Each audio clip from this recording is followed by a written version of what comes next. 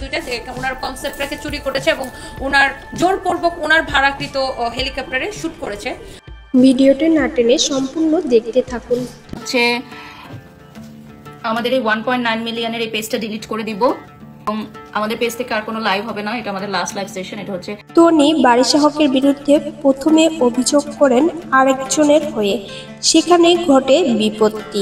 এই সমস্যা থেকে দুজনের মধ্যে ঝগড়া লেগে যায়। বারিশা হক টনির বিরুদ্ধে বলেন রেস্টুরেন্ট তার নয়, পাল্টা জবাবে টনিও বলেন রেস্টুরেন্ট আমার। এরই মধ্যে বারিশা হক আবার বলেন পেজ ডিলিট করে দিব, কিন্তু এটি মজা করেই বলেন।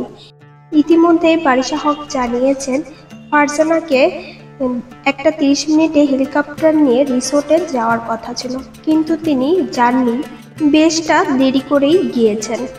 অন্যদিকে সবাই অপেক্ষা করছিলেন কখন হেলিকপ্টার আসবে।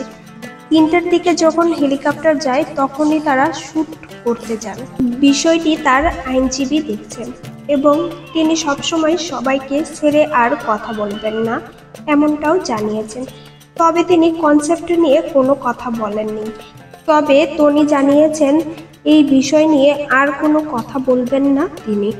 এই বিষয়গুলো নিয়েই দুজনের যে ঝগড়া হয়েছে সেই বিষয় নিয়েই আবার অনেকেই ট্রল করছেন। সেদিক থেকে বুবলিকে বেশ সুন্দর লাগছিল, অনেকেই তার ওই গানে সবাই প্রশংসা করেছেন। ভিন্ন ভিন্ন লুকে হাজির হচ্ছেন বুবলি, সবার নজরও কাড়ছেন। এরই মাঝে বুবলিকে জঙ্গলি সিনেমাতে দেখা যাবে।